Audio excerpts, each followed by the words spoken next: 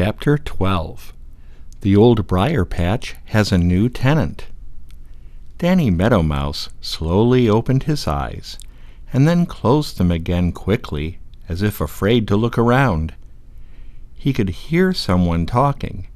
It was a pleasant voice, not at all like the terrible voice of Hooty the Owl, which was the very last thing that Danny Meadow Mouse could remember. Danny lay still a minute and listened. "Why, Danny Meadow Mouse, where in the world did you drop from?" asked the voice. It sounded very much like Peter Rabbit speaking.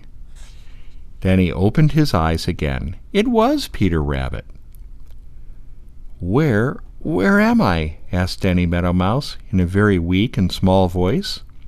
"In the middle of the dear Old Briar Patch with me," replied Peter Rabbit. "But how did you get here? You seem to drop right out of the sky." Danny Meadow Mouse shuddered.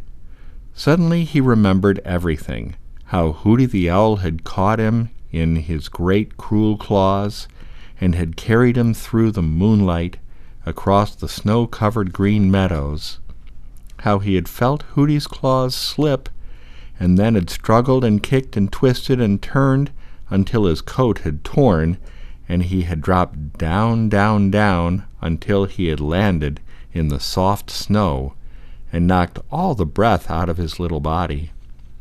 The very last thing he could remember was Hooty's fierce scream of rage and disappointment. Danny shuddered again. Then a new thought came to him. He must get out of sight. Hooty might catch him again. Danny tried to scramble to his feet. "Ooch! Oh!" groaned Danny, and lay still again.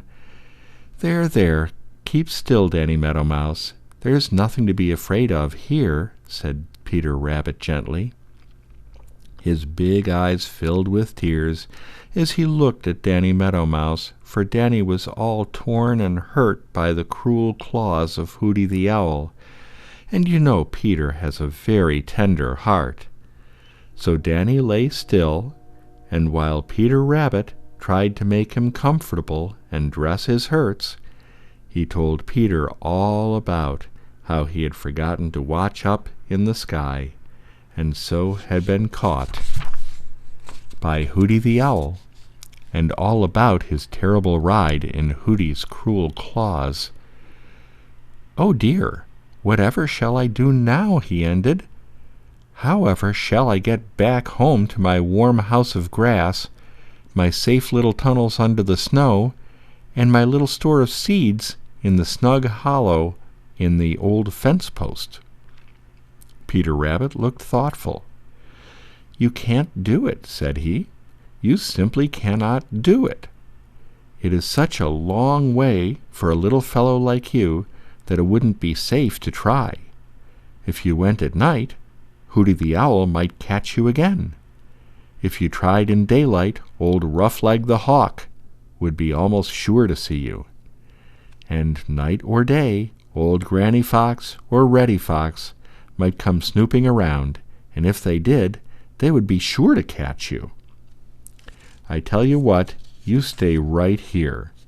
The dear Old Briar Patch is the safest place in the world.